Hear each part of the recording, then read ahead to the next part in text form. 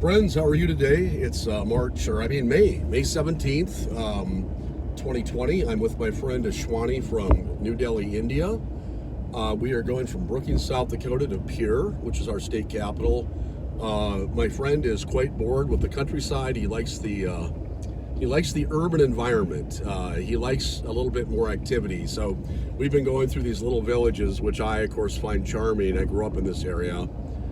Here I'm just passing by a ranch cafe, a little ice cream stand.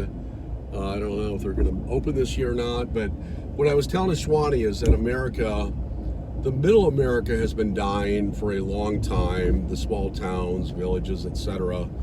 And it's what we call this long attrition process designed by the people that plan our economies in Davos, Switzerland, the Bilderbergers, the Rothschilds, the Rockefellers, the Council of Foreign Relations, the Trilateral Commission, on and on and on it goes. And the victims of this massacre, of this small town massacre, of the economic situation, are middle class to lower middle class, working people that just want to live a simple life, and yet they are the victims of the machinations of the power elite that run the world, like I said, from Davos, Switzerland, from the Middle East to the capital of New York City, modern Babylon, the financial centers of the world like London, etc. So anyway, my friend and I he's getting a view of the past, the present, and there isn't much of a future,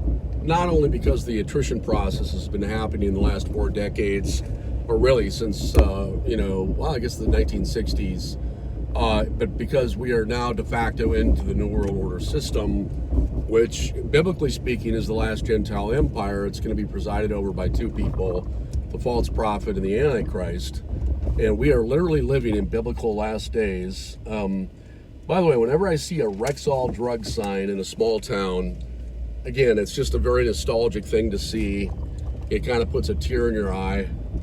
And, you remember a time when people connected with people. We didn't have surveillance systems, cameras looking at you from everywhere. You didn't have fusion centers where police in, Fargo are relaying information to the police in a small town America in South Dakota, knowing your every move, everything you say. We live in the brave new world and Orwell's 1984, and yet most people are asleep. They don't care. They just want their 3 squares in a bed, and they're good to go. So we're headed to Pier, like I said, and I can't wait to get there. And I think my friend will perk up a little bit when he sees some semblance of civilization.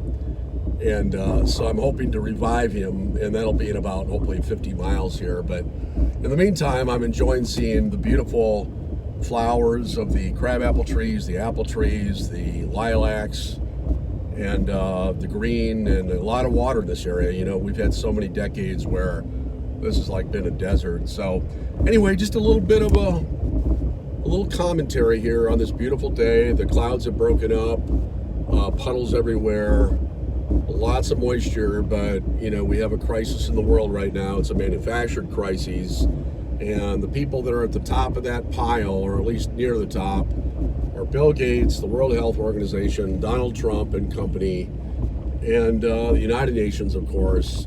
They are dictating to us the flow of our lives. The American people have nothing to say, and that breaks my heart, because we should have everything to say. We should take our country back, and we should send the UN in New York packing and tell them to go find another country that'll take him in and say, we can run our own country very fine. Thank you. Bless you, Ashwani. And so anyway, friends, that's it from the Heartland. I'm Stevie from South Dakota. Join me tomorrow. See you. See you. Hi, guys.